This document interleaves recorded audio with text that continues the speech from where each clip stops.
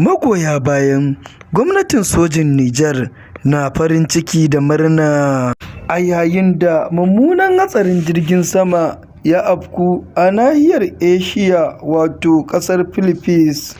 Gwamnatin ƙasar Amurka mai ci yanzu wato Donald Trump ya umarci da a kai hari a ƙasar yankin Afirka wato Somaliya.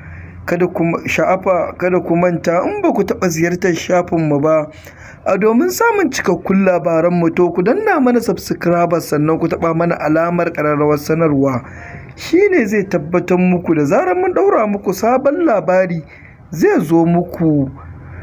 Ga cikakken labari.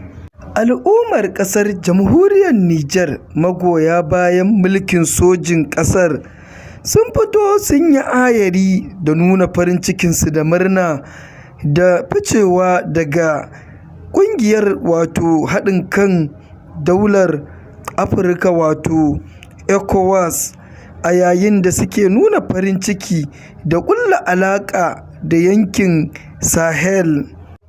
Lamarin da ke jin wasu 'yan ƙasan hakan bai musu ba, wasu ko ke nuna farin ciki da kasancewarsu da ficewa daga wannan kungiya ta ECOWAS wadda take haɗin kan 'yan Afirka. Wannan kenan. Wannan ba shi ne karo na farko ba a yayin da ƙasar Sudan ke fama da rikice-rikice. Aƙalla kimanin mutum 50 ne suka rasu sakamakon wani hari da aka kai a ƙasar ta Sudan ɗin.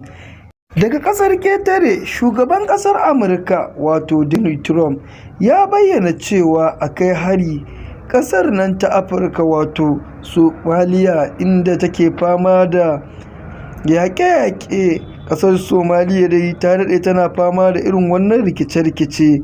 Kada dai ku manta, kada ku sha'afa, ku danna mana subscribers sannan ku taɓa mana alamar ƙararrawar sanarwa, shine zai tabbatar muku da zarar mun ɗaura muku sabon labari zai zo muku.